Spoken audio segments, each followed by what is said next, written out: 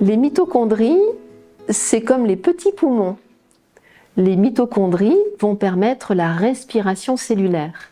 Parce que la cellule, elle respire, comme nous, elle respire, elle a besoin d'oxygène pour fonctionner, pour vivre.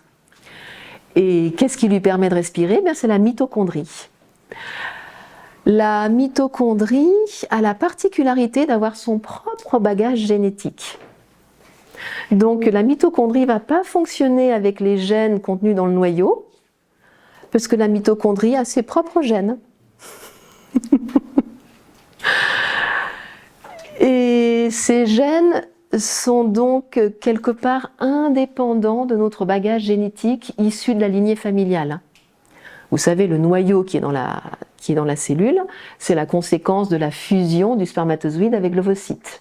C'est-à-dire le noyau qui est dans nos cellules est un mélange à 50% des gènes qui viennent de notre père et à 50% des gènes qui viennent de notre mère. Donc ce qui est contenu dans notre noyau, notre mémoire génétique, elle est familiale. La mitochondrie a ses gènes à elle, indépendamment de la lignée familiale.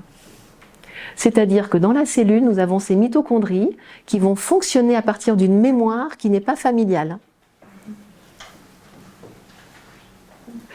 Et c'est intéressant parce que dans la tradition chinoise, on considère que l'énergie de vie qui nous anime, elle n'est pas sienne, elle ne nous appartient pas.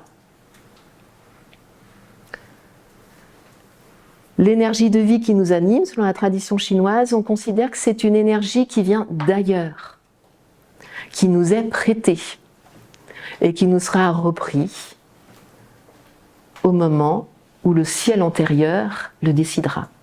C'est pas sous notre volonté, c'est pas entre nos mains.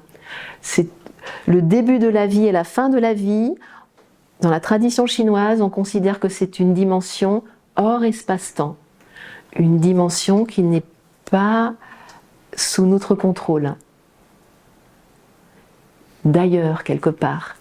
Et biologiquement, on dirait que la mitochondrie nous le rappelle en ayant ses propres gènes qui ne sont pas ceux de la lignée familiale,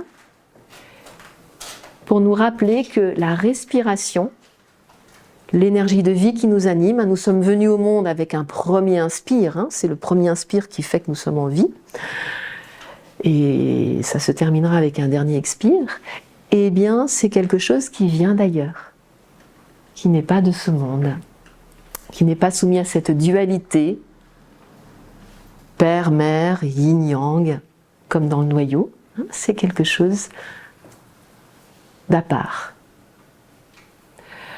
Cette mitochondrie donc va métaboliser l'oxygène, va absorber l'oxygène et le métaboliser pour produire de l'énergie. Et l'énergie en biologie humaine, ça s'appelle de l'ATP.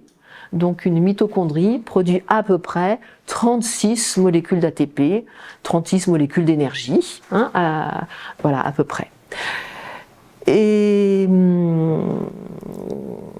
donc la vitalité quelque part d'une cellule dépend de cette mitochondrie, dépend de sa respiration cellulaire.